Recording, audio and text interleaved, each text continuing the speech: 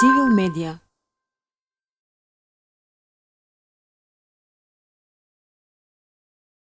Што се случува со паркинзите во Велес и со гасоводот? Знаеме дека се формираа јавни предпријатија, паркинзи немаме платени, сообраќајот ни е тотален хаос и гасоводот исто знаеме дека има јавни предпријатија, но дали се почнати некои проекти за изградба, како, до каде се стигнати, тоа ме интересира. Благодарам за прашањата. Се однесуваат за две области кои се исклучително важни. Ќе почнам со гасификацијата. Тука сакам да кажам дека ние како јас кога бев кандидат за градоначелник ми беше, да речем, наметнато или наложено од централата гасификацијата да ја ставиме како еден од трите врвни приоритети во програмите изборни на градоначалникот и на коалицијата. Без оглед на тоа, јас секако сметам дека гасификацијата треба да биде еден од врвните приоритети за сите општини, затоа што природниот газ како енергенс е многу подобар за животната средина и второ е многу поевтин и на тој начин ќе создадеме услови за подобра поздрава животна средина од една страна, од друга страна ќе ги направиме нашите компании да бидат поконкурентни, затоа што ќе трошат многу помалку пари за да дојдат до нивниот финален производ. Ние формиравме јавно предпријатие и успешно го водиме процесот на проектирање. Првиот крак веќе е завршен. Сега работиме на вториот крак кој треба да го однесе гасот преку зборувам за проектирање од централното градско подрачје со разгранување до сите важни јавни институции како што се судот, банките, училиштата, градинките, општинската зграда и така натаму. Но ме разочарува фактот дека паралелно не следи со тоа централната власт, заради тоа што гасоводниот систем го заобиколи Велес. Велес, иако е централен град во Македонија, кога е во прашање гасификацијата, стана слепо црево, не по своја вина. За да бидеме поврзани на гасоводниот систем, треба да се изгради кракот од Штип преку Свети Николе до Велес во вкупна должина од 20 плюс 8, 28 километри.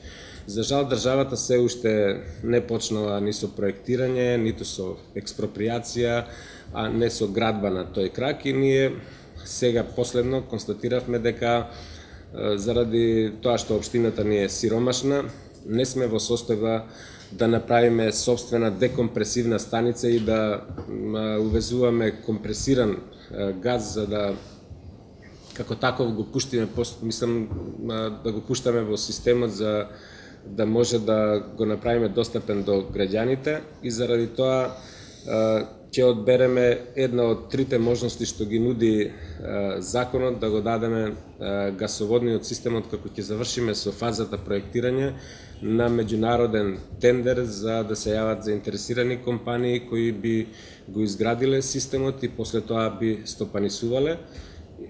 Тоа значи дека јавното предпријатие во оваа фаза ја одигра својата улога со проектирањето и ќе предложам одлука на Советот да биде укинето на првата наредна седница, значи да не постои јавно предпријатие кое ќе стопанисува, туку да го решиме проблемот со избор на компанија која ќе стопанисува во наредниот период.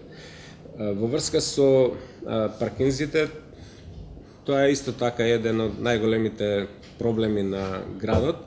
Не е проблем во Велес толку паркирањето, колку што е проблем гаражирањето. Треба да правиме разлика.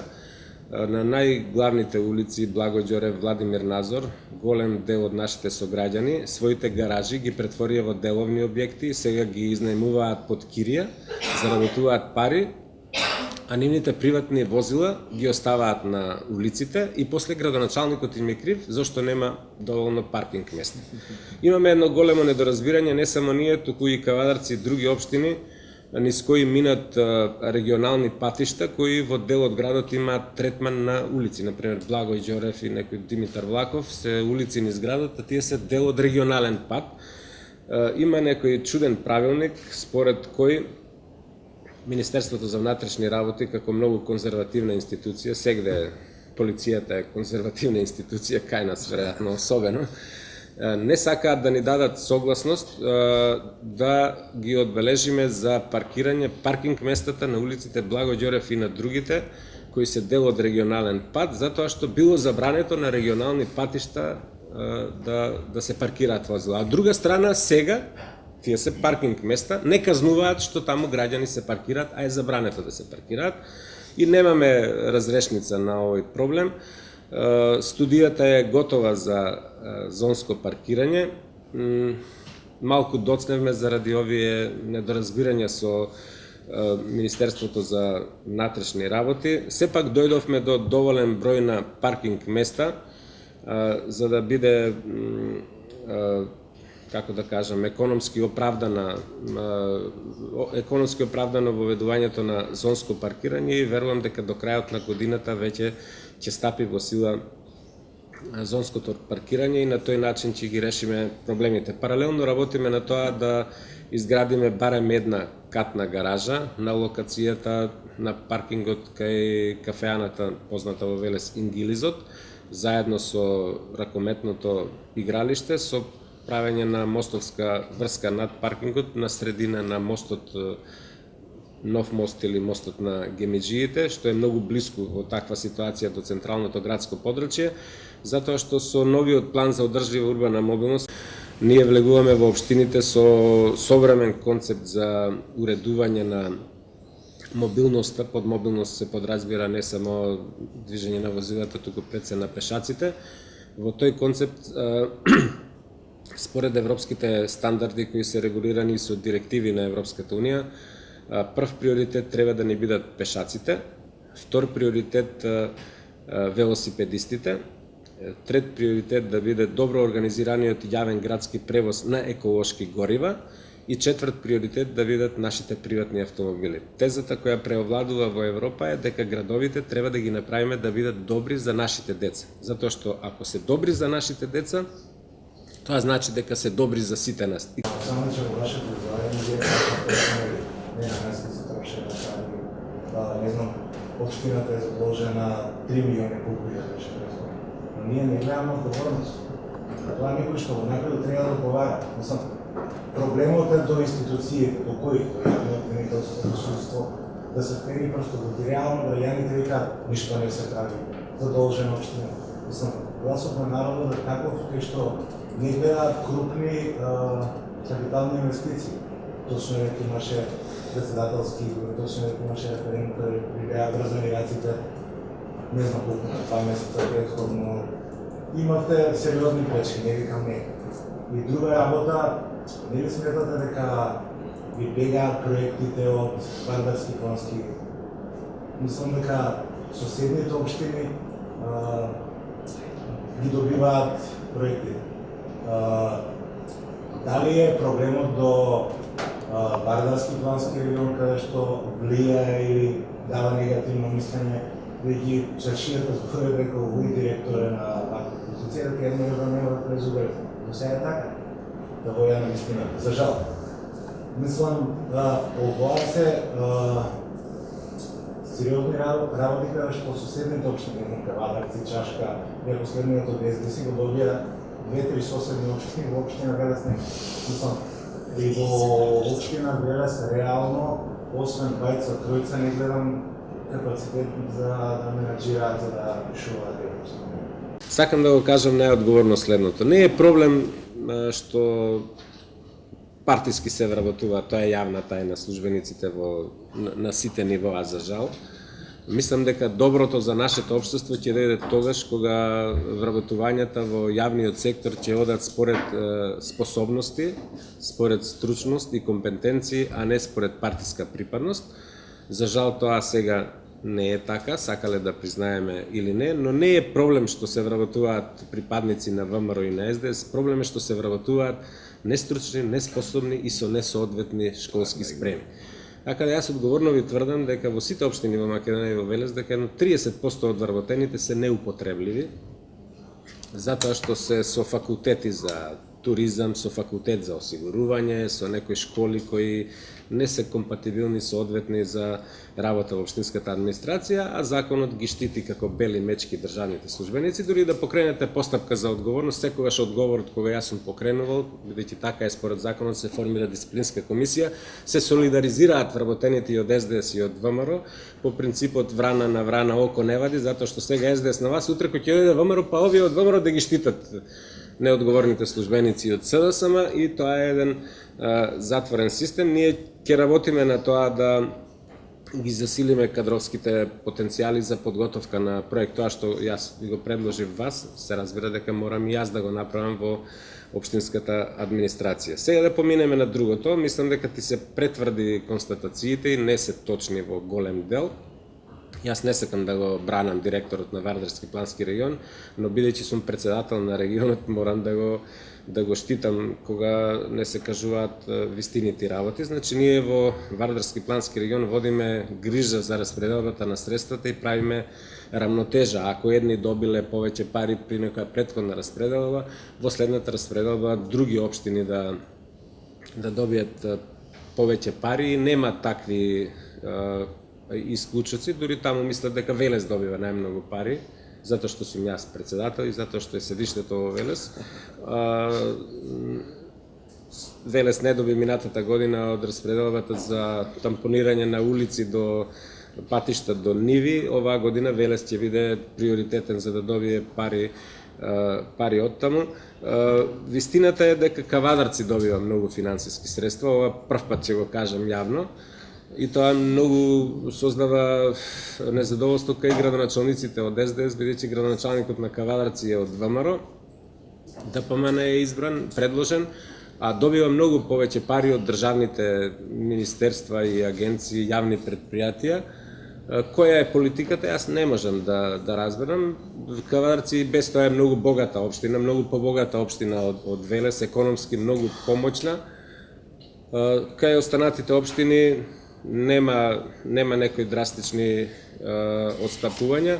Во врска со впечатокот дека сега помалку се гради во споредба со претходниот период, и таа констатација не е точна, и така е вештачки наметнат заклучок, затоа што ако ги анализирате бројките според годишниот извештај на општина Велес и според завршната сметка, ќе видите дека во 2018 година ние сме потрошиле околу 100 милиони денари за капитални инвестиции, а во 2017, кога во најголем дел градоначалник беше Чадиев, се потрошени 60 на милиони денари. Но таа битка успешно ја водат приврзаниците на ВМРО ДПМН на социјалните мрежи, а приврзаниците на СДС се мрзеливи, троми или не сакаат да се кавгаат, и се создава вештачки впечаток дека во времето на ВМРО повеќе се градело, што не е точно, затоа што според бројките, откако сум јас градоначалник, многу повеќе сме инвестирале во комунална инфраструктура отколку претходно. Сега, ако се прават паралели, кога бев претходно градоначалник, се изгради Мало Мовче, Кејот,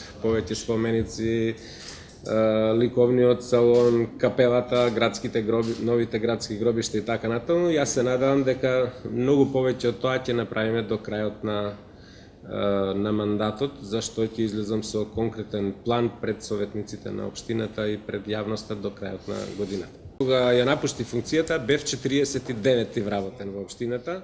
Сега вкупно се вработени, баш пред 2 дена верав, 74 има вработени во општината и 29 пожарникари. Велес е сега меѓу општините со најмал број на вработени, убедливо со најмал број на вработени, ако се споредува со општините со сличен број на жители. Значи, Карпош имаше во времето на Стефче Јакимовски 430 вработени, а Карпош има многу помалку надлежности од општината, затоа што дел од надлежностите се на градот Скопје, дел се на општината. Струмица има над 200, Штип има 240, Охрид има исто така околу 240, што значи дека ние, благодарение на мојата политика, која можеби во СДС ја осудуваат поединци, јас ќе издржам на тие принципи. Јас лично мислам дека администрацијата треба да биде мала, професионална, компетентна, стручна и добро платена. за жал тоа се не зависи од мене, затоа што со закони е регулирано и дека парите наместо за плати на заслужни партиски кадри кои ќе се пикаат во општинската администрација без критериуми, треба да се трошат на проекти за подобрување на квалитетот за живење на граѓаните. Значи, и сега мене ме критикуваат дека демек малку се грава. Замислете ако јас вработев 200 души. Значи, имаш уште 130 плюс. Или да достигнав нивото на овие општини што имаат изброј на жители како Велес. Колку милиони денари наместо за улици, за канализации, за водоводи ќе отидеат за плати на вработените. Иако уште се дава 5 милиони денари за ракометниот клуб Борец, колку помалку ќе се инвестираше во тоа? Што ќе мислевте вие за мене? Ќе мислевте дека треба наклоци да ме избркате од општината, така? Ни крив ни должен. Значи, благодарение на оваа политика, колку толку се гради во Велес. Ами ако било поинаку, замислете колку помалку пари ќе имало за капитални инвестиции. При крај постапката за да ја издадеме интегрираната дозвола на компанијата која ја доби концесијата за експлоатација на олово-цинковната згура во околината на Топилница. Тие имаат склучено договор со Малезија, во следните 4 години треба да ја извезат таму, треба дневно по 24 камиони, 24 часа да бидат наполнети со згура и да бидат транспортирани до Солунското пристаниште.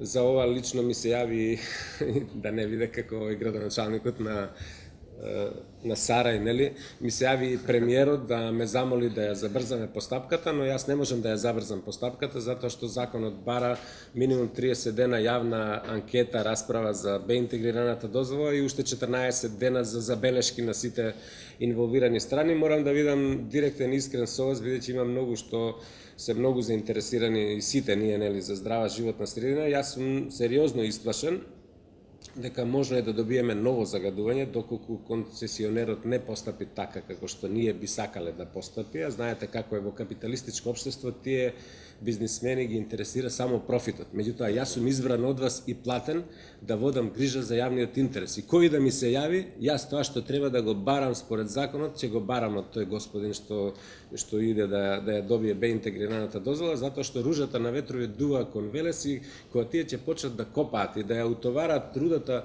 згурата во камионите, а ако дува силен ветер, може да замислите колку прашина со честички,